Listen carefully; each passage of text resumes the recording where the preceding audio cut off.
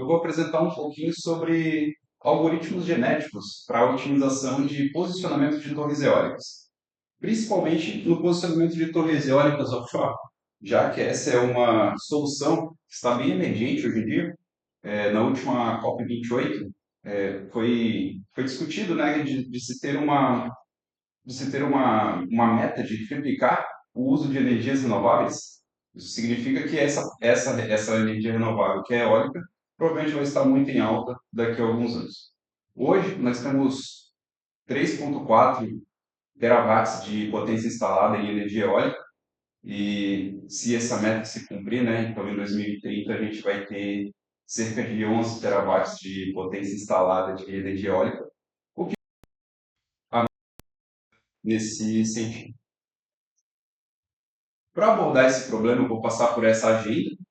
Eu dividi ela em duas partes, né? Na primeira parte, a gente vai tratar mais da abordagem do problema, né? Do que é uma usina eólica offshore, qual que é a diferença entre uma usina eólica onshore e quais são as principais dificuldades que nós temos, né, nesse tipo de projeto. Eu vou também passar por uma contextualização rápida do porquê utilizar uma turbina eólica em alto mar. Ela em si, ela já tem suas dificuldades, então existe um bom motivo para a gente precisar estudar isso, e eu vou tentar passar isso também nessa parte. Eu vou passar também a modelagem do nosso problema, né? Como nós trazemos um problema que é real para um computador, para daí sim a gente conseguir trabalhar nesse modelo, como a gente pensou nessa diminuição da dificuldade para ele poder caber dentro de um container, que é o nosso modelo de algoritmo genético. Também vou passar pela parte de modelagem matemática, porque afinal de contas nós estamos em face de um problema que é físico, e problemas físicos envolvem regras que a gente consegue modelar através da matemática. Então isso também vai ser abordado aqui rapidinho. Na segunda parte a gente vai mostrar como a gente tentou resolver isso, como a gente buscou pelo algoritmo genético o porquê dessa escolha, dentro das nossas possibilidades, né, dentro do nosso modelo, e depois disso, eu vou mostrar os resultados da nossa abordagem com algoritmos genéticos e tentar explicar a posição que esse tipo de abordagem tem, porque, afinal de contas, algoritmo genético não funciona da mesma maneira que alguns algoritmos de otimização baseados em gradiente. Ele usa um processo estocástico, então ele é basicamente um processo que envolve aleatoriedade. É diferente dos processos de otimização que são usados baseados em gradiente, e essa parte a gente vai explicar um pouquinho mais nessa sessão de resultados. Depois disso, eu vou mostrar a conclusão, né, quais são o que a gente consegue concluir dessa nossa pesquisa até agora, né? E no final eu deixo aberto para fazer algumas perguntas. Então, como que a gente abordou esse problema? O que é uma usina eólica offshore para começar, né? Uma usina eólica offshore é uma usina que está em alto mar. E o fato dela estar em alto mar traz consigo muitos problemas que são logísticos, problemas que não são tão perceptíveis em usinas que estão onshore. A gente pode citar, por exemplo, toda a parte de logística para enviar uma pá eólica para um lugar afastado da costa. Tem problemas de transmissão de energia, então a parte de cabeamento também é um problema de logística que a gente precisa é, observar. E fora tudo isso, isso, essa parte já justifica bastante o fato de precisar de uma otimização. O fato de a gente precisar trabalhar em extrair o máximo possível de energia desse tipo de empreendimento. Isso já justifica também, isso é uma das coisas que justifica a pesquisa nessa área de eólica. E como eu disse antes, né, na nossa revisão bibliográfica, a gente acabou descobrindo que para eólica, para energia eólica, hoje, 10% da potência instalada está em alto mar, então todo o restante está onshore. Isso significa que existe espaço para pesquisa e espaço para implantação de usinas eólicas offshore. Isso também justifica a nossa pesquisa. E por que a gente utiliza uma usina eólica offshore? Porque a gente simplesmente não solta as turbinas lá, uma vez que não tem problemas de relevo, por exemplo. Na verdade, existe um problema de relevo, sim. A lâmina d'água que a gente instala numa torre eólica está a 50 metros a 2.000 metros, então já existe esse problema. No entanto, a gente não tem outros problemas de interação do nosso recurso eólico com a turbina. Se não existe esse problema de interação, se a gente tem espaço para poder instalar, então por que que a gente tenta otimizar esse posicionamento? Por que não já expandir o máximo possível a nossa usina e deixar que ela faça o trabalho dela de conversão? Bom, um dos primeiros motivos é o efeito esteira. O efeito esteira é um efeito que acontece, um efeito físico que acontece quando o vento interage com o antiparo. E no caso, o nosso antiparo é a nossa turbina. Esse é um efeito indesejado por dois motivos. O primeiro motivo ele é bem óbvio, né? Uma vez que o vento interage com uma turbina, ele acaba diminuindo sua velocidade. Se ele perde cinética, ele converte menos energia cinética para energia elétrica. Esse já é um efeito mais óbvio a gente tenta evitar fazendo essa otimização de posicionamento. E o segundo efeito também é, desagradável desse tipo de fenômeno atmosférico é o turbilhonamento do ar. Esse turbilhonamento que acontece, ele acaba aumentando a necessidade de manutenção. E a manutenção em alto mar, ela requer também uma logística maior. Então, esses dois motivos que nos motivam a querer evitar esse tipo de fenômeno atmosférico que acontece naturalmente. Nessa segunda imagem aqui, eu gostaria de destacar como a esteira ela avança à medida que ela interage com a torre. Isso aqui vai ser importante na parte de modelagem matemática, onde eu pretendo explicar como a gente fez a modelagem para o nosso algoritmo genético. E podem notar que ela, à medida que ela passa, ela expande a esteira. E essa expansão ela acaba interagindo com as outras torres. E eu vou explicar mais rapidinho depois na parte de modelagem matemática, mas eu gostaria que conseguissem visualizar isso. Que à medida que ela avança, ela vai se expandindo, ela vai se espalhando. E como é que a gente modelou esse problema? A gente tinha um problema, que eram várias torres. A gente vai abordar as coordenadas dessa torre. Então, na nossa configuração de torre de usina eólica offshore, nós temos várias torres, cada torre tem um par de coordenadas XY. E a gente começou a pensar como a gente conseguiria modelar essa configuração de torre para um programa de computador. E aí a gente pensou no algoritmo genético. O algoritmo genético faz basicamente isso. Ele, ele tem uma estrutura que a gente chama de cromossomo, e essa estrutura de cromossomo podem ser bits, zeros e uns, podem ser números, ou pode ser qualquer outro tipo de estrutura. E a gente vai usar números, a gente vai usar as coordenadas da torre. E é a partir dessas coordenadas que a gente vai fazer as nossas transformações. A gente vai começar a calcular a partir dessas coordenadas qual par de coordenadas maximiza a nossa função objetivo. Esse é um trabalho bastante pesado de computação, né? Uma vez que a gente, se, por exemplo, nós temos 50 torres offshore, nós teríamos 100 variáveis para precisar comparar. E 100 variáveis numa função é bastante coisa. Então, não é um problema trivial de se resolver, é um problema que requer bastante recurso computacional também, mas ele ainda requer menos recurso computacional do que aqueles baseados em gradiente, uma vez que o nosso passa por um processo estocástico, nosso passa por um processo de aleatoriedade. Nós literalmente chutamos valores para essas coordenadas e aqueles valores que maximizam a nossa função objetiva, esses valores são escolhidos. A gente vai passar nesse chute, ele não é um chute qualquer, ele passa por um processo ele é sistemático, ele obedece uma certa regra, e isso é diferente. O modo como a gente implementou essas regras é que fazem com que o nosso algoritmo seja eficiente de fato. E eu vou mostrar mais para frente como a gente implementou essas regras. Então, o algoritmo genético, ele é inspirado nos princípios de evolução biológica, né? Então ele é inspirado no darwinismo mesmo, ele passa por, a gente simula no computador processos de evolução, processos de cruzamento e processos de mutação. A gente foca nesses três processos. E eu preciso também introduzir o conceito de indivíduo que a gente vai usar, né? Então, indivíduo é cada uma das nossas configurações de torre. Então, quando a gente fala, eu vou falar mais na frente durante essa apresentação sobre o que é um indivíduo, o que está acontecendo com o indivíduo. Então, quando eu falar, eu estou me referindo àquela configuração de torre. E agora falando um pouquinho sobre operadores genéticos, eu vou explicar eles mais na frente, mas agora eu estou só introduzindo o conceito, estou só mostrando como a gente pegou o nosso problema de fato. colocou ele num container menor para poder simular as nossas soluções, para a partir dessa simulação tentar extrair alguma informação que possa ser útil na otimização. Então, o primeiro operador genético é a seleção. Ele é exatamente aquilo que a gente aprende na biologia. Os indivíduos são selecionados a partir da sua aptidão. Então, a gente, por exemplo, seleciona 5 indivíduos e compara nesses indivíduos qual deles tem a melhor AE, qual deles tem a melhor aptidão. Esse indivíduo vai ser o selecionado para a próximo operador genético, que é o crossover, o cruzamento.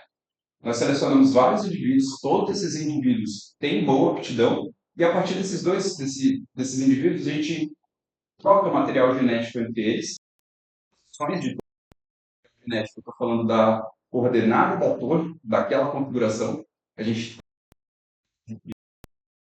e a partir dessa coordenada a gente realiza uma nova avaliação.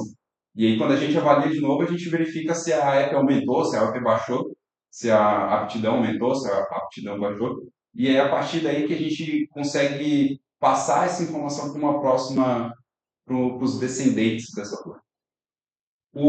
A mutação é a parte mais interessante dessa nossa implementação, porque a mutação ela adiciona uma variabilidade na coordenada da torre. Por exemplo, depois que a gente cruza os dois indivíduos, esse novo indivíduo que foi cruzado, que é filho, ele tem uma certa configuração de torre. E a gente adiciona um pequeno erro nessa configuração de torre. A gente adiciona um pequeno número nessa coordenada para fazer com que a variabilidade, para fazer com que ele busque, dentro da sua solução já pronta, busque outras soluções ali dentro mesmo. E isso é o que faz essa variabilidade genética é o que faz a nossa configuração de torre não ficar presa em mínimos locais.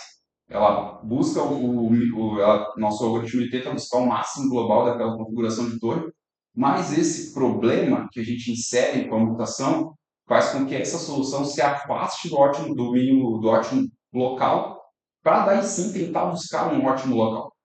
Então, essa parte da mutação eu também vou abordar um pouco mais profundamente à medida que a gente vai avançando nessa palestra, mas eu posso adiantar que esse é um dos principais operadores genéticos que foi usado para justamente desprender as nossas soluções dos seus mínimos, dos seus ótimos locais. E agora eu preciso falar um pouco da modelagem matemática também, afinal de contas, dentro desse nosso container que a gente colocou o nosso modelo, ele respeita regras físicas, respeita regras do mundo real, apesar dele estar dentro de uma simulação, a gente precisa também simular os problemas físicos a vida real, que existem na vida real. Um dos problemas que a gente tem na vida real é a conversão eletromecânica dessa potência do vento em potência. E a gente faz essa conversão eletromecânica através dessa função aqui. Essa aqui é a função de conversão. Ela foi inspirada, ela foi copiada desses dados abertos aqui. A gente pegou esses dados desses dados abertos, mas ela é modificável, então a gente consegue explorar melhor essa conversão eletromecânica. E ela é bem simples. Ela diz só que a potência está em função direta da velocidade ao cubo. E entre na nossa pesquisa, a gente também já viu que existem outros modelos de função para conversão de potência, mas todos eles são baseados na velocidade do vento. Então, a gente, para simplificar um pouco nosso modelo físico, a gente só baseou em velocidade curva do vento mesmo. E o que a gente precisa, além da velocidade, né? A gente precisa dessas informações aqui, porque afinal de contas é dentro dessas informações que a nossa torre vai fazer a conversão de potência. Então a gente precisa saber do diâmetro do rotor. Para esse estudo, a gente usou um diâmetro de 130 metros. O disco do rotor é aquele disco que se forma à medida que a torre, que as pás da hélice giram. Então a gente usou 130 metros de diâmetro. A gente usou uma potência nominal de 3,35 megawatts, também vem dos nossos dados, e isso pode ser modelado de maneira diferente, dependendo da torre que a gente está usando. A gente também precisa da velocidade onde a torre não começa a operar, nossa torre começa a operar a partir de 4 metros por segundo, por exemplo. Essa velocidade de Coutilho também a gente pegou dos dados, todos esses dados, na verdade, a gente pegou daqui. A velocidade do vento onde a torre atinge a potência nominal, essa de 9,8 metros por segundo. Dentro desse estudo, essa velocidade se mantém constante, ela vai variar dependendo da interação entre torres. Então, na próxima modelagem, talvez eu vou mostrar como essa velocidade interage, né? Como essa velocidade muda, mas para esse estudo ela foi mantida em 9,8 constante, o que na verdade é bem observado em regiões offshore, né? Nessas regiões offshore, o vento ele tende a não mudar muito a sua velocidade, até porque, dado o relevo, né, ele tem pouca interação com o relevo, então não tem como ele mudar muito a velocidade. E a velocidade de cutout, que é a velocidade onde a torre para de gerar energia por motivos de segurança, ela também foi extraída dos dados abertos. E esse gráfico que é o gráfico é a nossa curva de potência. Esse gráfico diz exatamente o que a gente tem aqui, que até 4 metros por segundo ela não vai operar, ela não consegue fazer conversão. De 4 metros por segundo até 9,8 metros por segundo, ela vai operar no cubo da velocidade, ela vai transformar a velocidade ao cubo para a potência seguindo essa função cúbica. Quando ela atinge 9,8, ela mantém a sua potência nominal, não consegue gerar mais do que isso, então ela mantém 3,5 MW, 3,335 megawatts, e em 25 metros por segundo ao quadrado, metros por segundo, ela corta a sua geração por segurança. Então essa curva aqui mostra exatamente isso que eu vim explicando a partir dessa modelagem da função. Isso vai ser importante mais lá na frente para a gente poder avaliar nosso modelo. Nosso modelo vai ter que passar por essa função também. São várias funções que eu vou apresentando aqui, todas elas estão conectadas de alguma forma. Para fazer o nosso pequeno modelo que está inserido dentro desse container, a gente também precisa da frequência do vento. A gente precisa saber de que direção o vento está soprando e com que frequência ele sopra daquela direção. Porque, afinal de contas, a gente precisa modelar a nossa fazenda eólica para aproveitar todo o recurso eólico disponível. Se a gente simplesmente apontar as torres para o 270 graus que está vindo para cá, ele vai aproveitar bem aquele vento ali, mas ele vai perder os recursos que estão espalhados pela roda dos ventos. Então, a gente precisa, a otimização, ela faz justamente isso. Ela escolhe, dentro das nossas coordenadas, qual coordenada consegue aproveitar todo o recurso eólico disponível. E como eu disse, não é um problema trivial, afinal de contas, para 50 torres nós temos 100 coordenadas, então são 100 coordenadas que precisam ser testadas, e dessas 100 coordenadas testadas, uma configuração vai ser escolhida, que é a configuração ótima, a configuração que consegue aproveitar todo o recurso eólico. E a nossa pesquisa o código da nossa pesquisa foi esse. Qual configuração consegue aproveitar todo o recurso eólico, minimizando o efeito esteira, que é aquele efeito indesejado que eu tinha comentado. Então, a nossa modelagem de recursos eólicos ela é bem simples, né? A gente tem uma direção, por exemplo, 270, e qual a frequência o vento sopra daquela direção. Nesse caso aqui, 20% aproximadamente do vento sopra naquela direção. É uma modelagem bem simples, e é muito simples modelar isso para o computador também. Voltando aqui, né? Essa daqui também é muito simples de modelar para um computador, né? Essa função é muito fácil de fazer dentro do computador, então essa parte não foi a nossa maior dificuldade. Isso aqui também é muito fácil de modelar, isso aqui também não é a nossa maior dificuldade. Nossa maior dificuldade se encontra no efeito que a gente quer evitar, no efeito indesejado, que é o efeito esteira. Na nossa modelagem, a gente usou o estudo do Basta. Ele formulou o efeito esteira baseado na curva gaussiana, na curva normal. Inclusive, o modelo dele se chama assim, né? Modelo gaussiano simplificado de efeito esteira. E esse efeito esteira diz o seguinte, que à medida que o vento interage com uma torre, ele diminui de acordo com a curva normal, ou seja, a maior parte da diminuição do vento está mais próxima da média, que seria o ponto médio da torre, ou seja, o hub da torre, e essa probabilidade vai caindo à medida que vai se afastando dessa média. O que isso quer dizer, né? Que à medida que o vento, que logo após interagir com a torre, bem no ponto médio, o vento ele cai mais, a velocidade do vento cai mais. E à medida que ele vai se afastando, a velocidade do vento vai caindo menos. E isso vai sendo espalhado, essa diminuição de velocidade vai sendo espalhada dessa maneira, daquela mesma maneira que eu mostrei no primeiro slide. E essa diminuição na velocidade do vento foi transformada em matemática, como a gente consegue pegar essa, essa característica que a gente consegue reconhecer empiricamente, como a gente conseguiu modelar isso de maneira matemática dentro desse nosso container da nossa simulação. A gente precisa do diâmetro, obviamente, do diâmetro da nossa torre, que é vista aqui. A gente precisa também do coeficiente de empuxo. Esse coeficiente de empuxo, ele foi dado a partir daqueles dados das torres que eu já tinha mostrado, então a gente consegue extrair esse coeficiente de empuxo a partir daqui. Essa parte ela é mais da engenharia mecânica, a gente não nos concentramos em resolver essa parte. A gente já pegou esses dados prontos dos engenheiros mecânicos. A gente também precisa das coordenadas, porque afinal de contas, essa diminuição de velocidade ela está intimamente ligada com a posição da torre. Ou seja, se duas torres estão muito próximas, a gente empiricamente sabe que essa interação vai acontecer. E a velocidade do vento também, a velocidade do vento vai diminuir por causa dessa interação. Isso significa o quê? Que essa interação tem uma ligação com as coordenadas, que a gente tem aqui, coordenada y e coordenada x. E é nessas coordenadas que a gente baseia a nossa diminuição de velocidade do vento. Então, a gente precisa disso. Diâmetro da torre, coeficiente de empuxo e as coordenadas. E aí, isso entra nessa função. Essa função aqui calcula uma porcentagem, calcula uma proporção da queda de velocidade.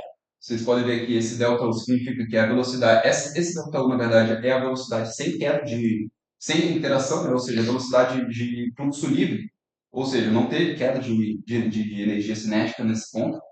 E à medida que ele interage com a torre, a gente consegue notar que existe uma queda de velocidade. E é exatamente o que acontece aqui.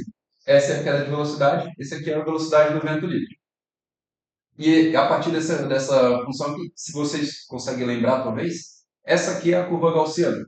Essa aqui é a curva normal, aquela que a gente desenha nas aulas de probabilidade. Isso aqui representa a curva normal e ela tá intimamente ligada à coordenada y, ou seja, à medida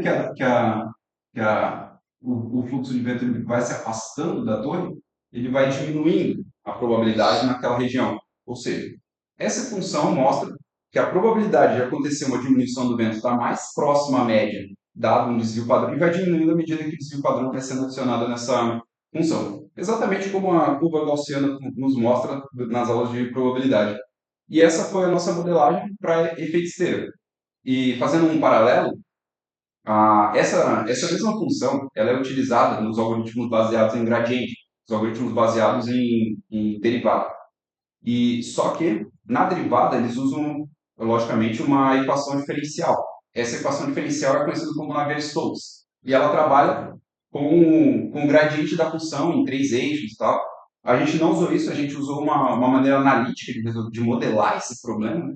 E essa maneira analítica ela não é nova na bibliografia, então ela é robusta, ela é segura e existem vários estudos, inclusive, falando sobre ela.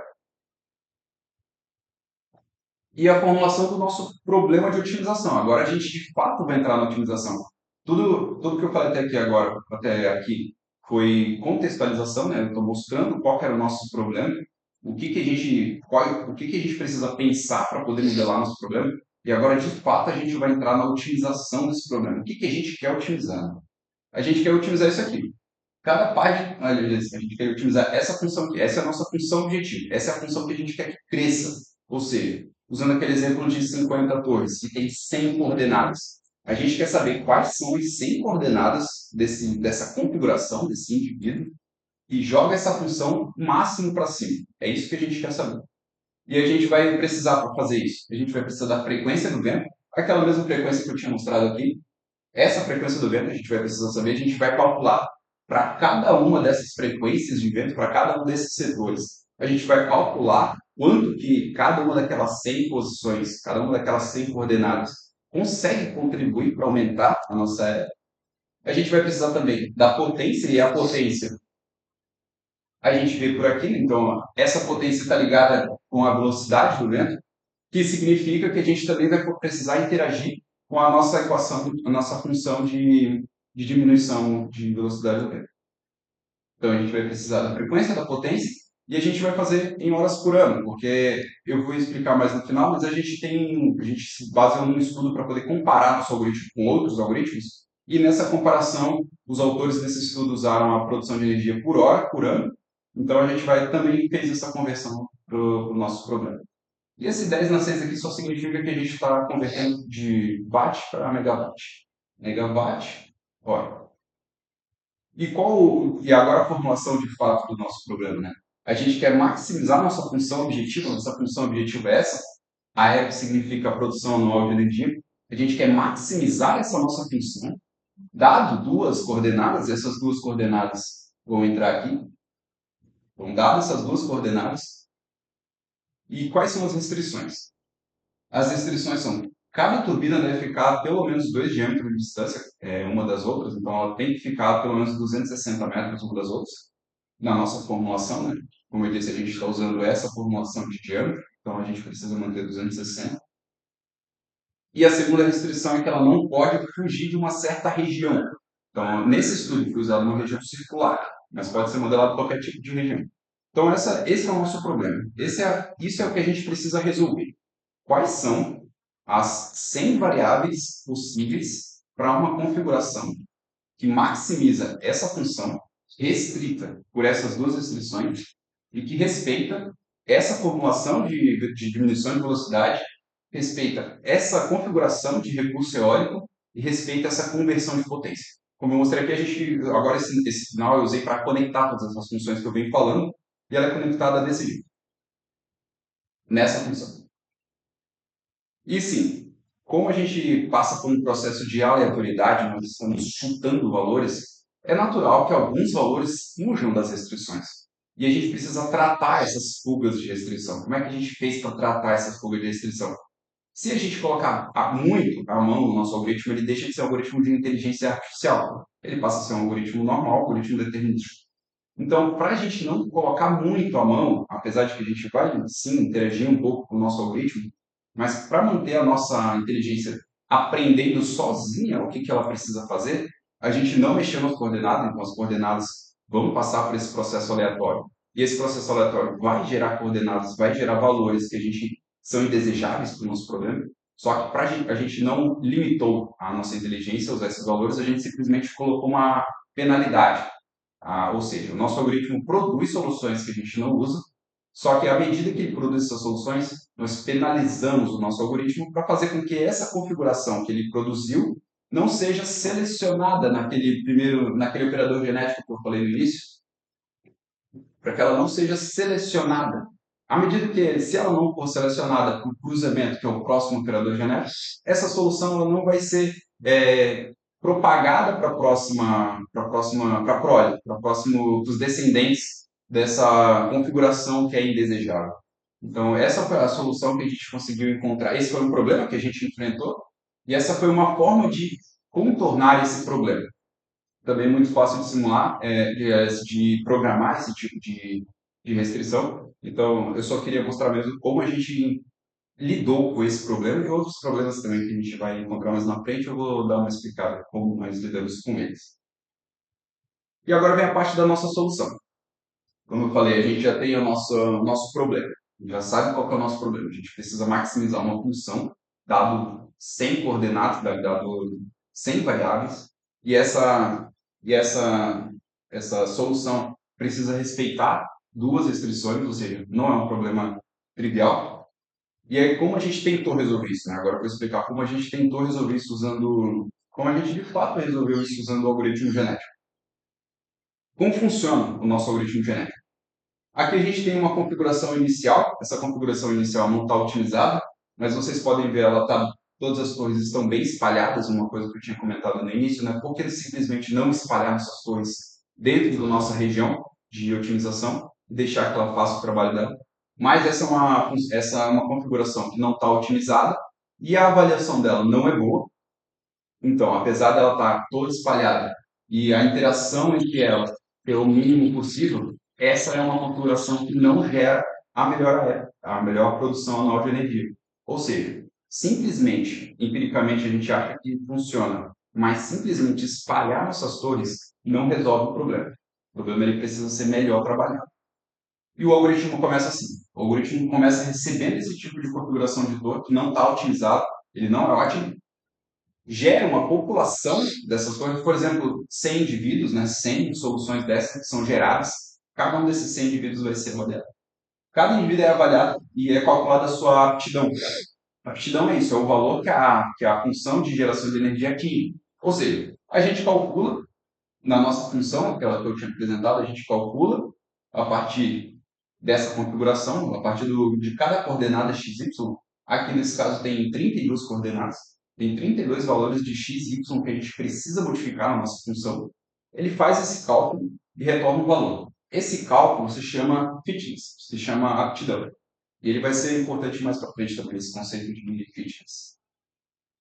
Uma vez que foi feita a avaliação de cada uma dessas torres, cada uma dessas configurações, eu usei o exemplo de 100, mas cada coisa poderia ser outra, cada uma dessas avaliações é feita e é feita uma seleção. A seleção, nesse caso, é feita por torneio, ou seja, a gente busca aleatoriamente um número K de indivíduos, nesse caso 5 indivíduos. A gente busca 5 indivíduos aleatoriamente dentro da nossa população, que eu usei o exemplo de 100.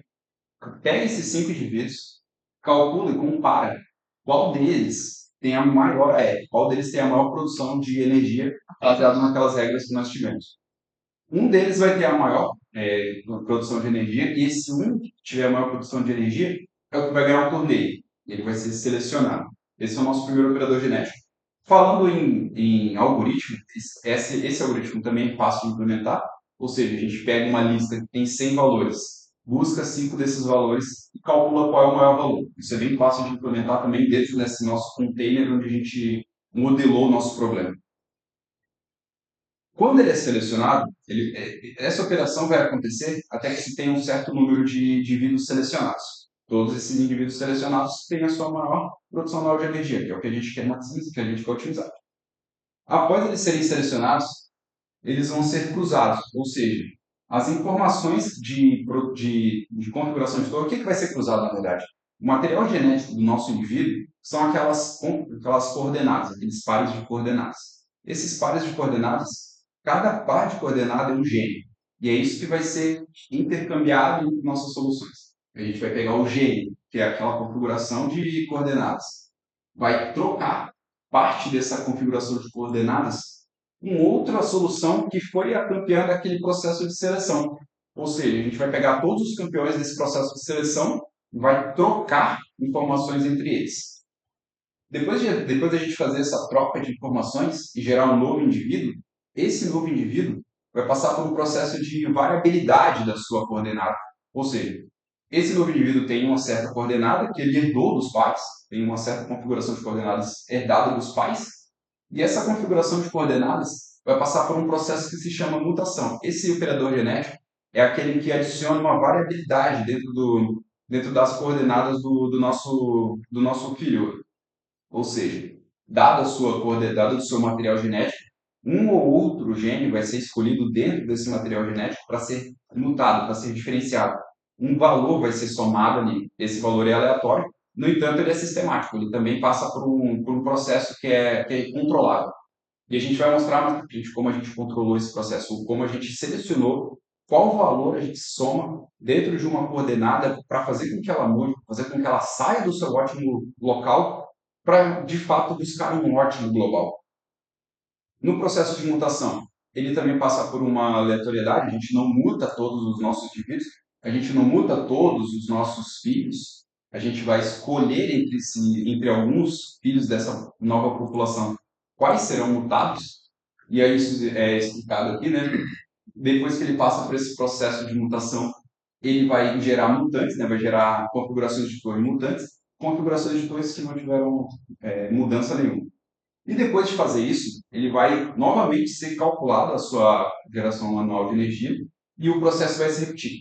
Então, ou seja, naquela nossa população mutante, uma nova população vai ser criada só com aqueles campeões que a gente conseguiu selecionar a partir da seleção e a partir do cruzamento. E essa nova avaliação vai ser calculada, vai haver uma nova seleção, vai haver um novo cruzamento dessa seleção e ainda vai ocorrer uma mutação.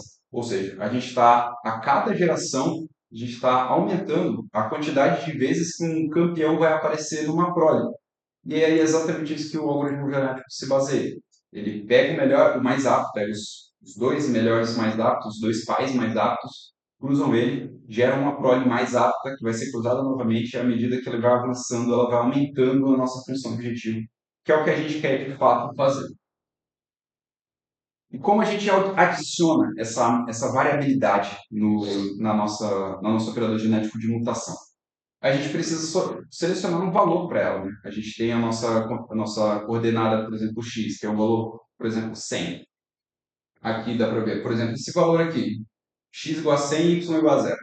A gente precisa adicionar um valor nessa coordenada, fazer com que ele saia dessa posição, que é ótimo, e busque outras posições, maximiza um ótimo global, maximiza a nossa função toda. Como é que a gente faz isso de maneira sistemática? A gente implementou a mutação gaussiana. A mutação gaussiana sorteia um valor, dado uma distribuição de valores. Essa distribuição de valores, a gente fez com que ela tivesse a média zero e o desvio padrão igual a 100. Então, é muito fácil fazer isso também. Existem bibliotecas prontas para isso, por exemplo, o NumPy já faz isso. Então, a gente fez essa distribuição de valores e seleciona, dentro dessa distribuição de valores, o valor que vai ser adicionado na coordenada. Para esse caso, eu selecionei os valores menos 720. Se vocês já tiverem conhecimento sobre como funciona a curva normal, o valor menos 700 ele está na média, mas vários desvios padrões. Ou seja, a probabilidade desse valor é muito pequena de acontecer. No entanto, ele acontece. A gente não controla essa parte, a gente deixa com que a máquina controle essa parte, mas ele de fato acontece com uma probabilidade bem baixa. Já o valor 20 está bem próximo da média, então esse valor ele acontece com uma probabilidade mais alta. Ou seja, a gente está pegando as probabilidades da nossa configuração de cada torre ser somada dentro desse primeiro desvio padrão aqui, que é o mais alto, então 70% dos nossos valores vai ficar baseado do desvio padrão mais ou menos 100. Isso é bom para a gente não fugir muito da nossa da nossa segunda restrição, que é a restrição espacial, ou seja, as torres não podem sair do lugar, da região de otimização, e isso ajuda a gente a fazer isso. No entanto, valores que fogem a média podem acontecer. E eu usei isso aqui justamente para mostrar o que acontece quando isso ocorre. Então vamos supor que a gente pegou essa configuração de torre, por exemplo, essa torre aqui, e vai somar a ela esse valor que foi sorteado a partir da nossa distribuição normal. Vai acontecer que a nossa nova coordenada vai fazer com que a nossa torre fuja da restrição de espaço. Isso é uma coisa indesejada. E aí a gente precisa pensar, né? O que a gente vai fazer, já que aconteceu essa situação indesejada? O nosso algoritmo está preparado para lidar com isso de maneira autônoma. A gente não precisaria mexer nele por causa disso. No entanto, se a gente não fizer isso, a gente cai nesse dilema. Ou a gente penaliza uma solução que era boa, né? Que afinal de contas, essa solução era boa, só que é porque ela foi selecionada, né, como boa. Ela foi uma das selecionadas como boa, passou pelo processo de mutação e fugiu uma penalidade, e fugiu uma restrição. Então a gente precisa aplicar uma penalidade. Mas e o que a gente faz? A gente aplica essa penalidade, perde uma solução que é boa, porque um valor que não é natural de acontecer dentro de uma distribuição normal aconteceu, que normal também é possível que aconteça, mas a gente perde essa nossa configuração que era boa, ou a gente manipula essa configuração para fazer com que, por causa desse um único problema que aconteceu na distribuição que a gente modelou, ele não afete todo o conjunto, toda a configuração. Como eu falei antes, o nosso algoritmo está preparado para responder esse tipo de evento. No entanto, se a gente deixar com que a nossa máquina responda autonomamente a esse tipo de evento, ela pode acabar ficando mais lenta, pode acabar não chegando à nossa convergência que a gente quer. Então, a gente optou por tratar essa situação, tratar esse evento. E como que a gente vai tratar esse evento? A gente decidiu fazer com que a torre que foge da restrição, de alguma maneira, volte a respeitar a restrição. Ou seja, aquela solução onde aconteceu uma fuga da restrição, a gente precisa trabalhar nessa solução, fazer com que ela volte a respeitar a restrição, para que ela não seja punida por causa de uma torre que, por exemplo, fugiu. Isso acontece, eu fiz alguns testes onde ela fugia da restrição, e as soluções rodavam entre duas torres no máximo, fugindo da restrição, entre 60 torres, duas fugiam da restrição, e aí toda aquela configuração era perdida. Então, para evitar que aconteça isso, nesses testes eu acabei olhando isso e achei melhor a gente tratar, Então a gente resolveu tratar fazendo dessa maneira aqui. A gente calcula o ângulo que essa torre ficou. Como a gente está trabalhando com uma região circular, a gente consegue trabalhar melhor os ângulos, né? Então essa foi a primeira sacada que a gente pensou em implementar, é, recuperar qual o ângulo que essa torre fugiu. E a partir dessa, como a gente tem a coordenada, né? Porque afinal de contas é a coordenada que define onde a torre está. Então, a partir das coordenadas, a gente consegue calcular qual o ângulo que ela está, comparado com toda a nossa configuração. A partir da função arco-tangente, é bem fácil de fazer. E a gente faz, de fato, o cálculo desse ângulo, que é o nosso φ, e aí descobre o ângulo, e a partir desse ângulo, a gente calcula qual vai ser a nova coordenada que a nossa torre vai ter. E a gente calcula dessa maneira, a gente pega o raio para limitar o tamanho da coordenada, né? A coordenada vai ser limitada pelo raio, vezes o cosseno ou seno do ângulo. Ou seja, ela vai ficar dentro do raio, só que vai ser limitada pelo cosseno dos ângulos. É uma solução bem simples, mas bastante elegante também para esse problema. Existem outras maneiras de resolver esse problema. A gente poderia simplesmente pegar essas coordenadas. Se elas passam do valor, nesse caso, o raio, se elas passam do valor do raio, a gente simplesmente diminui um valor aqui, diminui um valor qualquer, de modo que o raio volte a, de modo que a região, a área fica igual. Essa parte é um pouco mais complicada de explicar porque não tem slide. Igual para um modo que a gente consegue pegar duas coordenadas, x, y, e faça com que o raio fique dentro da área. Ou seja, a gente pega duas coordenadas, faz a função da área de um círculo, que é x quadrado ao quadrado igual ao raio ao quadrado. Se respeitar, voltou. Se não respeitar, a gente foi.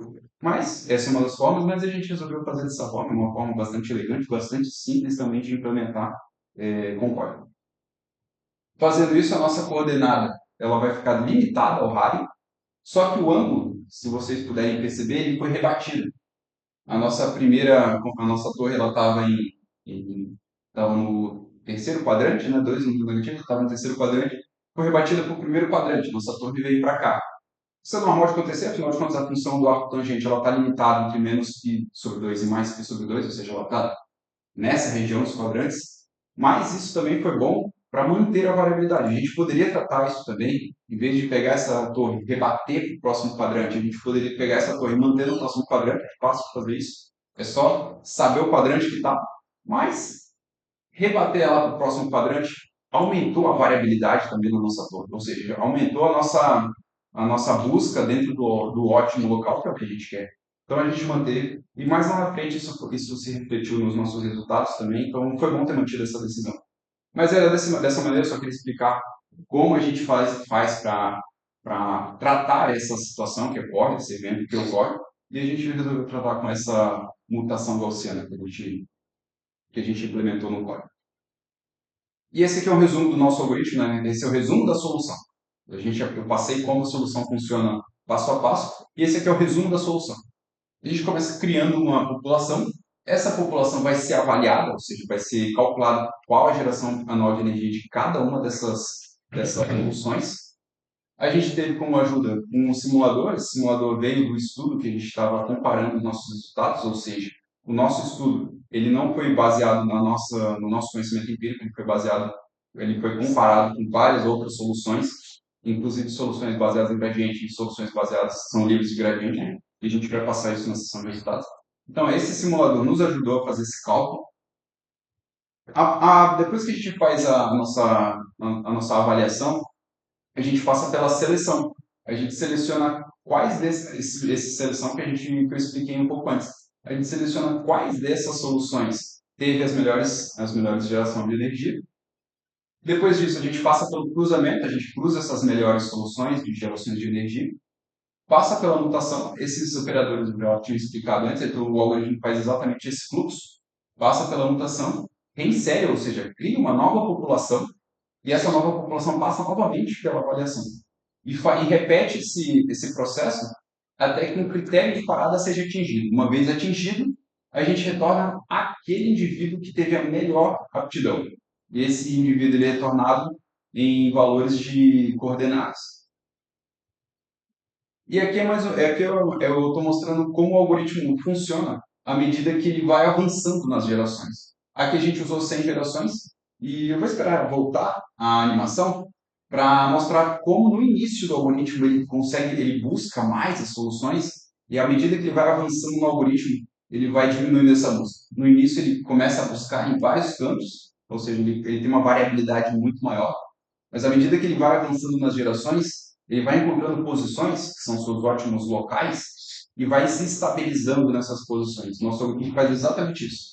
Essa aqui é só uma animação para dar um insight visual do que ele está fazendo, mas ele faz exatamente isso. À medida que ele vai avançando, ele para naquela solução, tudo isso de forma autônoma, e aí não consegue mais evoluir a partir dali. Esse também não chega a ser um problema, mas à medida que ele foge dos seus ótimos locais, significa que ele está buscando um ótimo global. É necessário ainda trabalhar um pouco melhor. Esse algoritmo tem potencial para ser melhorado ainda, mas à medida que ele atinge o seu a sua convergência, seria legal a gente também pensar em modos de fugir um pouco dessa convergência, aumentar um pouco mais essa variabilidade para ver se a gente descobre mais alguma coisa ali. Tudo isso requer tempo e requer testes. Isso aqui é só para exemplificar o que está acontecendo ali. E agora os resultados. Né? Nós comparamos o nosso algoritmo com base nesse estudo. Esse estudo trouxe outros algoritmos também que fizeram resolver o mesmo problema que a gente resolveu, de pesquisadores diferentes, todos eles são pesquisadores diferentes. Esse G e GF aqui, ele significa que esse algoritmo ele foi baseado em gradiente, ou seja, ele foi baseado em algum tipo de aproximação numérica de equações diferenciais, por exemplo, aquela de Navier-Stokes que eu tinha comentado, e a partir disso usa outras técnicas que a gente não abordou aqui, por exemplo, gradiente descendente ou o método de Newton-Raphson, que a gente não aborda aqui. Esses métodos são muito bons, eles conseguem captar melhor aquela interação do efeito esteira. No entanto, existe um limite, né, para ele ser usado. No nosso problema, a gente achou melhor abordar de maneira analítica, porque as coisas elas têm o nosso problema ele permitia que a gente conseguisse fazer essa abordagem analítica. Mas existem problemas, e é por isso que esses métodos baseados em gradientes também são bons. Existem problemas que a gente precisa de uma minúcia maior. Por exemplo, problemas de aviação, onde a interação ela precisa ser muito bem conhecida porque são problemas que envolvem segurança, problemas que envolvem estrutura, e é um problema que a gente não tem na nossa modelagem. Por isso a gente não usou baseados em gradiente, a gente usou algoritmos baseados em livres de gradiente, ou seja, resolvem de maneira analítica o nosso problema, não de maneira numérica. Mesmo assim, como vocês podem ver, é natural o algoritmo baseado em gradiente performar melhor, porque ele consegue extrair de maneira mais minuciosa essas interações entre as torres. E por causa disso, ele consegue extrair melhor qual a posição melhor das torres. No entanto, mesmo com essa escolha que a gente fez de não basear eles em gradiente, a gente tem uma ótima performance de um algoritmo livre de gradiente, que foi a nossa abordagem com algoritmos genéticos. Então, vocês podem ver também que a maioria dos algoritmos não baseados em gradientes não performam tão bem, segundo esse estudo. No entanto, o nosso performou bem porque a gente fez aquelas pequenas modificações que a gente precisa fazer que a gente precisa fazer no nosso código. Esse aqui é o caso onde tem 16 turbinas, ou seja, a gente buscou 32 variáveis diferentes que otimizavam aquele problema de usar o máximo possível do recurso eólico.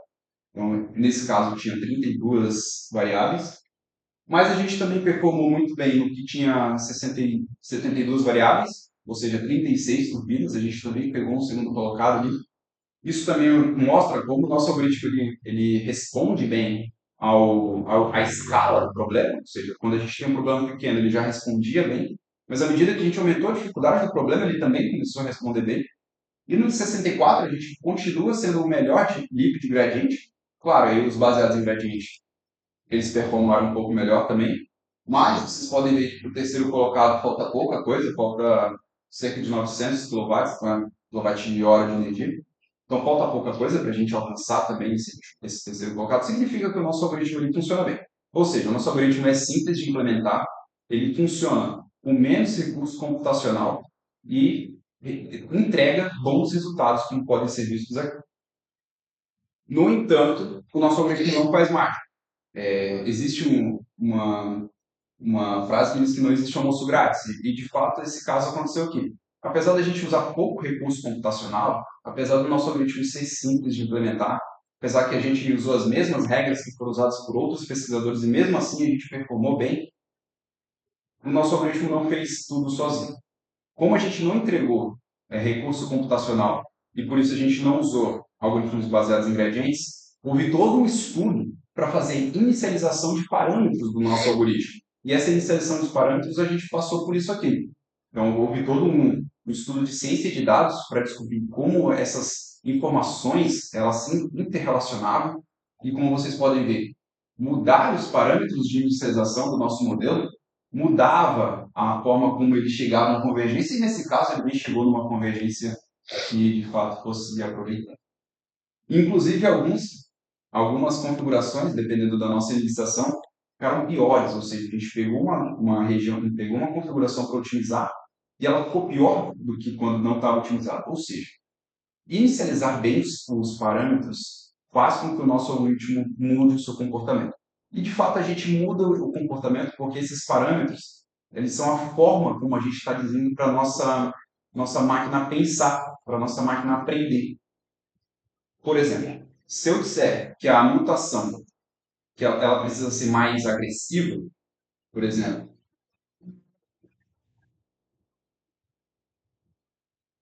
se eu decidisse que a média fosse zero, mas o desvio padrão fosse muito agressivo, fosse 200, fosse 300, a nossa máquina ela ia buscar mais dentro do seu espaço, só que ela poderia ficar muito tempo buscando, e isso também não é bom. Então, a gente precisou fazer um estudo paralelo de otimização de hiperparâmetros, e foi exatamente isso surgiu a partir dessa visualização gráfica. A gente viu que inicializar os parâmetros era um item que era sensível ao nosso algoritmo, e a partir disso a gente fez isso. Ou seja, nosso algoritmo não fez tudo sozinho, precisou de um estudo paralelo de inicialização de hiperparâmetros, que também passava por uma otimização. No nosso caso, foi mais simples de fazer esse estudo paralelo, justamente porque a gente decidiu acertadamente buscar as interrelações entre os nossos parâmetros de inicialização. Ou seja, a gente não fez uma busca muito grande, a gente buscou só nos nossos parâmetros. E a gente descobriu, depois de vários testes, isso aqui indica que a gente fez vários testes com vários parâmetros inicializados de maneira diferente, e a gente descobriu correlações entre esses parâmetros e a nossa geração anual de energia. Ou seja, o nosso parâmetro de cruzamento, a probabilidade de cruzamento, estava intimamente relacionada à geração de energia. Ou seja, ela está correlacionada positivamente com a nossa geração de energia. Quanto maior a probabilidade de dois indivíduos cruzarem, mais a nossa EPE aumenta. Isso também se repete na probabilidade de um indivíduo ter um gene mutado, só que aí negativamente, ou seja, a correlação negativa significa que no nosso modelo, quanto menor a probabilidade de um gene ser mutado, melhor a nossa EPE. E aí a gente passou de buscar parâmetros em 8 parâmetros diferentes e buscamos parâmetros só em 3 parâmetros diferentes. A gente também usou a probabilidade de mutação, apesar da correlação ser mais baixa, ser mais fraca. A gente também usou a probabilidade do indivíduo ser mutado. Então, a partir desses 3 parâmetros que têm uma relação maior com a nossa produção anual de energia, a gente fez esse estudo paralelo para descobrir quais os melhores parâmetros inicializar seriam melhor, fariam com que as nossas configurações convergissem melhor. Ou seja, nosso algoritmo é muito bom, entrega muito bem, no entanto, não existe outro grátis, a gente precisou fazer um estudo paralelo para poder fazer com que a nossa máquina pensasse da maneira que otimizasse aquela nossa configuração. E a partir disso a gente tem uma discussão sobre tudo isso que a gente falou. Eu queria saber que hora é agora, se a gente tem tempo de entrar na discussão. 11h24. Deu quantas horas? Deu Deu uma hora já, né? 53 minutos. Então, essa parte da abordagem eu vou deixar para uma outra oportunidade. Se vocês quiserem entrar em contato com a gente na LIA, a gente pode conversar um pouco mais sobre isso, mas para evitar que a apresentação se expanda demais, eu só vou incluir os tópicos, né? Então, a gente pensou em várias coisas no nosso projeto de algoritmo. Uma das coisas que a gente pensou, e a principal que a gente pensou, foi essa abordagem baseada em gradiente, ou a abordagem livre de gradiente, a gente usou a livre de gradiente. A gente também pensou em ambientes com restrições mais complexas, né? Nosso estudo, que a gente usou como base, ele tem uma região mais simples, que é a região circular. No entanto, isso não acontece naturalmente num projeto real. Projetos reais Tem outras áreas, e geralmente essas áreas são convexas, elas têm ângulos, e esses ângulos precisam ser modelados, essa região precisa ser modelada da maneira correta para o nosso algoritmo. Modelar uma área circular é muito fácil. Aí modelar uma área que seja convexa ou côncava é um pouco mais complicado. Isso é uma coisa que a gente também pensou na hora de fazer o nosso protótipo. E o nosso protótipo vai estar preparado para esse tipo de região também. Existem desafios computacionais, como eu falei, o nosso algoritmo ele trabalha com CPU, ele trabalha com core, ele não trabalha com GPU, então ele não funcionaria muito bem com a nossa abordagem baseada em gradiente. O que é bom, significa que mesmo com um recurso computacional menor, a gente ainda consegue bons resultados. No entanto, a gente precisou fazer esse estudo preliminar de inicialização de parâmetros.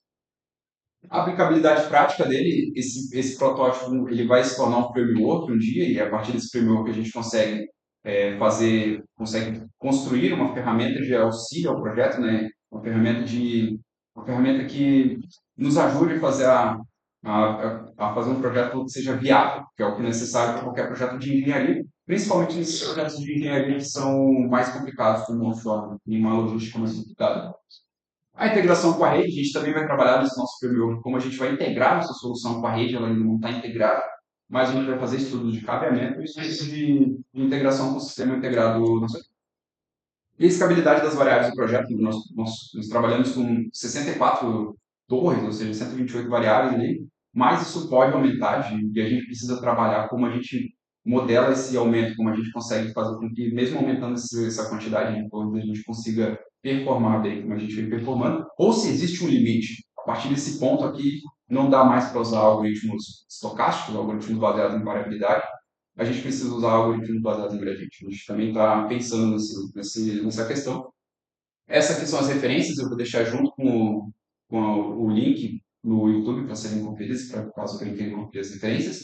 E fazer os agradecimentos rapidinho, né? Agradecer ao LAI, aqui na pessoa do professor Alisson, que é o coordenador do LAI, CNPq, que está financiando a gente, o INEP, que é nosso parceiro, a gente tem parceiro em Floripa e em Joinville também. E abro para perguntas rapidinho, se alguém tiver alguma. Perguntas? Cara, primeiro, sim, que foi uma ótima palestra, sim, Muito obrigado. ótima explicação. Mas o que eu queria comentar é sobre aquela questão que tu acabou de mencionar, né, sobre o desempenho, desempenho em ambientes com restrições mais complexas, né, porque naquele caso que tu mostrou, a diferença da distância, né, daquela torre, né, ela é muito grande, né, em relação à distância ideal, que é de 2 quilômetros, Isso. comentou. Mas aí, quando essa diferença ela não é tão grande assim, né, como identificar que aquela configuração não é a otimização ideal, né? Daí passa por outra avaliação de outras variáveis, por exemplo, vai ter que mudar o desvio padrão, é isso? É uma ótima pergunta. Na verdade, o nosso algoritmo está preparado para voltar aqui para aquela imagem, essa imagem. O nosso algoritmo ele busca melhor o espalhamento dessas torres. Só que ele busca esse espalhamento baseado no mínimo em duas aproximações, em dois diâmetros, como eu tinha mencionado. Mas ele sim, ele busca estar sempre afastado. Só que ele é restrito também pela função de pela função. Ele é restrito por isso aqui também. Aqui, na verdade. Ele é restrito por isso aqui. Se a gente deixar ele muito espalhado, ele vai performar bem também. Só que talvez ele não consiga performar em todas as regiões. Ele pode performar em uma só, mas é ideal que ele performe bem em todas as regiões, dentro de todas as regiões. Então, sim, tu está certo em ter observado isso. Nosso algoritmo ele realmente tende a expandir as torres. No entanto, ele busca principalmente otimizar essa parte aqui. E aí a nossa inteligência, nossa máquina, ela conseguiu extrair essa informação. Então a gente não precisou programar isso. O que na verdade é bom, né? Porque se a gente quer que a máquina faça o serviço para a gente não deveria pensar nisso. Mas é uma ótima pergunta, porque a máquina descobriu sozinha isso. Então ela descobriu que estar afastada é bom. No entanto, se a gente conseguir recuperar melhor esse recurso eólico, isso é melhor. Ela descobriu isso sozinha, então a gente não programou essa parte. Mas é uma ótima pergunta, assim, na parte na restrição mais complexa que a gente está pensando em fazer, que é aquela região com pontos ali agudos, é um pouco mais difícil de fazer da região circular, talvez a gente encontre esse problema. Aí talvez a gente precise de um programador ou programadora olhando para esse problema e vendo, ó, aqui se a gente der uma olhadinha na nossa inteligência, ela vai conseguir performar melhor. Mas para esse caso a gente não precisou, para esse estudo ela conseguiu identificar sozinha. Mas é uma ótima pergunta e talvez esse problema apareça sim quando a gente colocar restrições mais complexas. Inclusive, fica o convite, se quiser conhecer o nosso programa, né, e quiser compartilhar, contribuir com ele, a gente pode dar uma conversada, né, com o professor, orientador responsável, para ter mais uma pessoa ali para olhando esse problema também, tendo essa visão que teve agora. Obrigada pelo convite, esquece. Vamos conversar, vamos conversar. Mais uma pergunta? Geralmente a última pergunta é do orientador, né? Que é aquela pergunta que faz o pesquisador repensar nas escolhas de vida. Então, a pergunta é sobre aquele arco tangente lá. Tá todo. Opa. Não. Mais pra frente. Esse foi o jeito que tratou quando saía do limite físico e aí que ia para o outro quadrante. Então, tudo que estava nos quadrantes 3 e 4 ia para o 1 ou 2. Os que estavam no 2 e 3.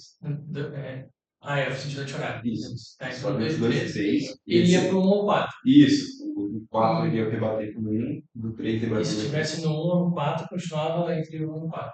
Continuaria porque o arco tangente ele é alimentado pelo menos com mais que sobre 2 escudos. Eu sei que tu julgou e disse, não precisava tratar isso, mas isso não deixava o teu treinamento com esse viés? Poderia ter mudado o balanceamento das torres, porque tu está tirando da esquerda e colocando na direita essa densidade. É uma ótima pergunta também. O que significa isso que o colega quis dizer? Que será que se eu pegar todas as torres que saíram desse lado e jogar para cá, não ficaria muita torre desse lado? Realmente fica. Só que na nossa implementação, e o nosso algoritmo descobriu isso sozinho também, na nossa implementação, ele tende a se afastar pelo menos 2 diâmetros. Ou seja, se eu colocar todas as minhas torres de um lado só, a primeira coisa que vai acontecer é que talvez essa restrição de 2 diâmetros não seja respeitada. Se isso acontecer, essa configuração que foi criada, ela vai ser penalizada. Ela vai ter uma penalização forte. Para essa penalização forte acontece para que essa configuração que foi criada não passe os seus genes para a próxima prole. Ou seja, pode acontecer isso, por favor. E se isso acontecer, ela vai ser discutida em nossa seleção, ela não vai ser selecionada. Não vou contar agora, mas ela não vai ser selecionada. Ela vai passar por uma restrição, essa restrição vai diminuir a sua função de aptidão, e por causa dessa diminuição de função de aptidão, ela vai ser excluída da seleção, ela vai perder aquela seleção por torneio. Ou seja, isso pode acontecer, e a gente pode tratar, o programador ou programadora pode tratar isso, mas, como ela é uma inteligência artificial, ela trabalha com uma inteligência artificial, não seria o ideal, né? Eu sei que eu fiz bastante modificação no código, eu botei bastante ao longo, o ideal é que isso não aconteça, mas isso pode ser tratado.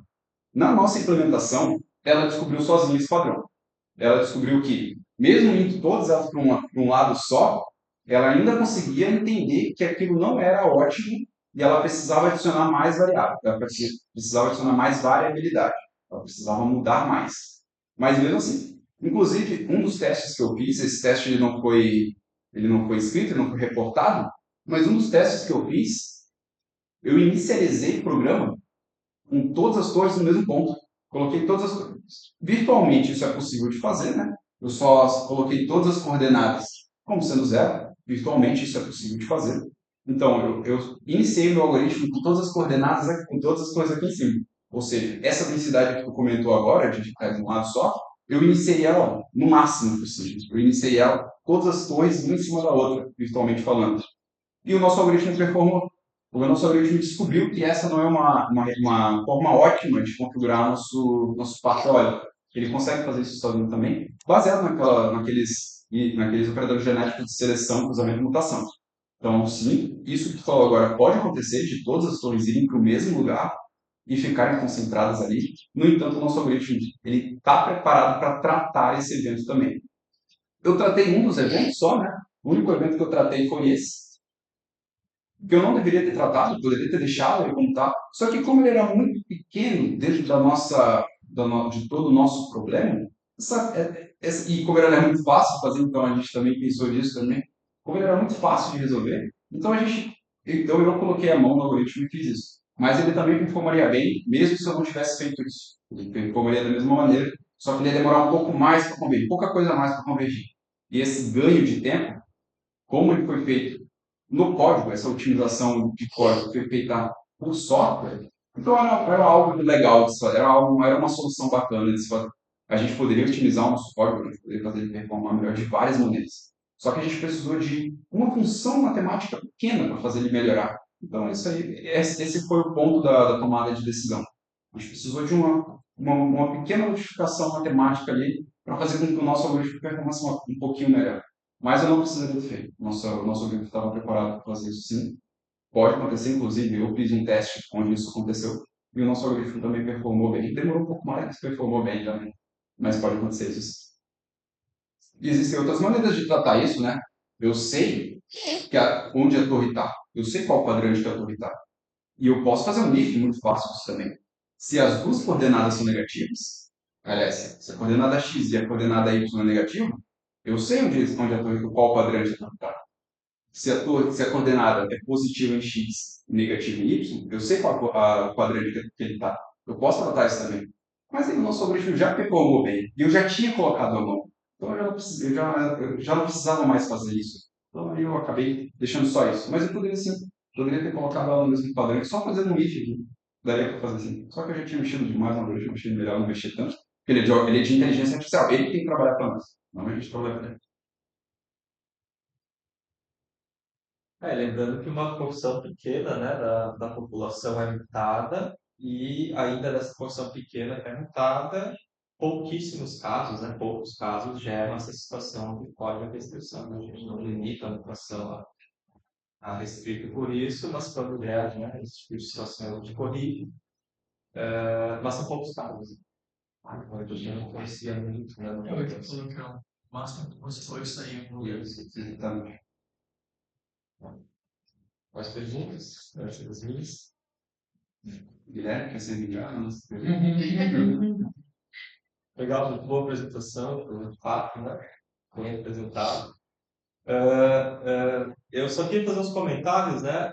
Esse problema exatamente que a gente pegou, né? Ele inclusive os benchmarks para a gente conseguir comparar, né? A nossa solução, né? Como o nosso algoritmo sai, ele sempre vai gerar, né, a interferência do efeito esterra, né, porque a área é restrita e não tem como posicionar as torres longe o suficiente para que não haja interferência, né, do vento. E, bom, tratamos densidades diferentes, então começa com 16 e vai para 64, né, então a densidade também, para o problema de 64, as torres acabam ficando bem próximas, né, ali nas ilustrações a gente usa a menor, mas para 64 elas ficam bem próximas, então é um problema difícil, né, de resolver, de posicionar elas, porque vai ter interferência de qualquer forma. A gente tenta minimizar a interferência e, consequentemente, maximizar a geração de energia. Mas também é ideal não deixar muito afastado por conta dos fios, né? É uma pergunta que eu ia fazer agora para o Ítalo, dizer, pô, e aí? Porque a costa, por exemplo, a costa brasileira é gigante. Bora botar as torres 5, 10 quilômetros de distância, provavelmente elas não vão ter interferência uma com as outras. Dá para fazer isso, não dá? Resolve o problema. Resolve o problema, com certeza. Mas existe uma limitação nessa resolução de problema. É por isso que existem algoritmos para otimizar uma solução. Se a gente espalhar todas as torres, a gente vai ter um custo maior de cabeamento. Só que vai haver mínima interação, ou seja, a produção de energia também vai ser alta. No entanto, vai ter um custo maior de cabeamento. Se a gente deixar muito próximo as torres, vai ter muita interação de efeito esteira. No entanto, a gente vai ter pouco problema com o cabo, a gente vai gastar pouco dinheiro com o cabo. Existe uma solução ótima. Se a gente cruzar essas duas disciplinas, vai haver um ponto em comum entre elas, onde aquele ponto em comum é ótimo. Esse ponto comum que a gente tenta buscar, esse ponto que a gente quer atingir. E a gente precisa buscar de várias maneiras. Uma das maneiras é essa que a gente utilizou agora, com esse processo estocástico que o algoritmo genético proporciona. Mas sim, existe esse grande problema de se espalhar todas as torres, nós vamos ter a maior geração de energia possível. No entanto, o primeiro problema vai ser custo com cabeamento, e a manutenção vai ser maior porque a gente tem. Porque ela é proporcional ao tamanho do cabeamento, E a gente vai ter também perdas por dissipação de energia. Isso também acontece, o efeito Joule ele faz com que a energia se dissipe e quanto maior o cabo, maior a área para que ele consiga se dissipar. Ou seja, existe uma possibilidade da gente expandir essa nossa torre, expandir a torre em todo o espaço possível e não chegar energia na costa, que é o que a gente quer. Então existe também esse problema e a gente precisa buscar uma solução ótima para isso. Se a gente deixar muito longe, não vai ter interação de rede esteira. Aí também a gente não consegue ter energia na costa. Se a gente deixar muito perto, a gente vai ter menos cabo para ter perda de energia, e a gente vai conseguir manter o nosso potencial energético, mas aí a gente vai ter muita interação de rede esteira. Não vai ser produzida tanta energia. Existe uma questão a ser pensada aí, que na verdade é um trabalho futuro que a gente vai fazer, né? Quão distante as torres têm que ficar para que, de maneira ótima, elas consigam diminuir o efeito esteira e aumentar e diminuir também o custo com cabeamento e minimizar, diminuir, né, as perdas por transmissão. Isso, é mais ou menos assim a resposta.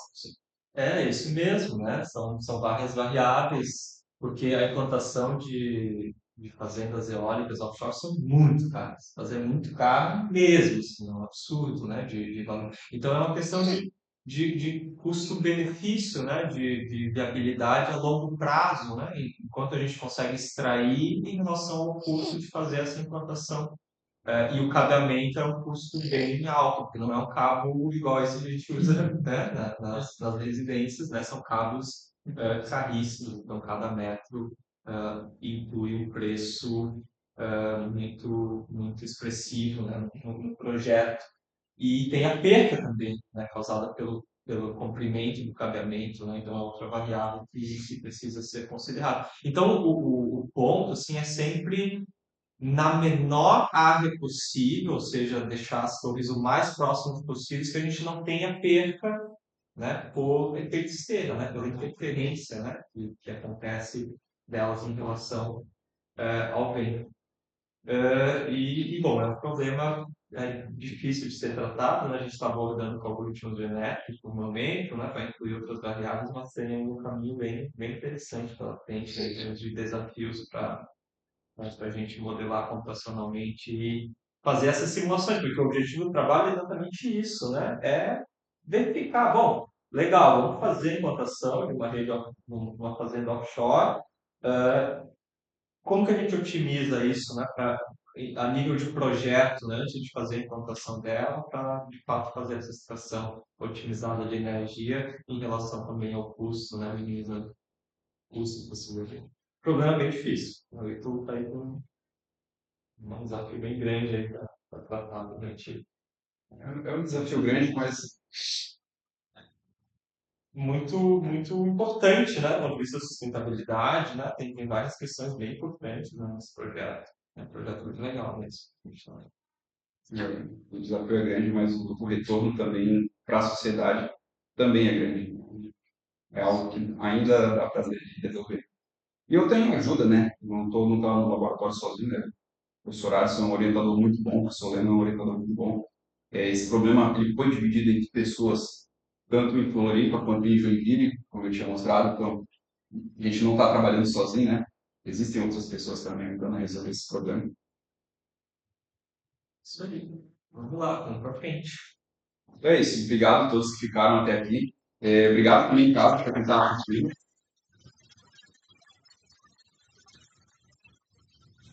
Eu vou deixar o link das redes sociais, da Lia principalmente, né, do meu LinkedIn, para caso alguém em casa queira conhecer melhor o nosso trabalho, mas sim é o nosso único trabalho, para conhecer o nosso trabalho e quem sabe contribuir para o nosso trabalho também, que é difusão de inteligência artificial, não só na academia, mas também na indústria. E é isso. Legal, valeu.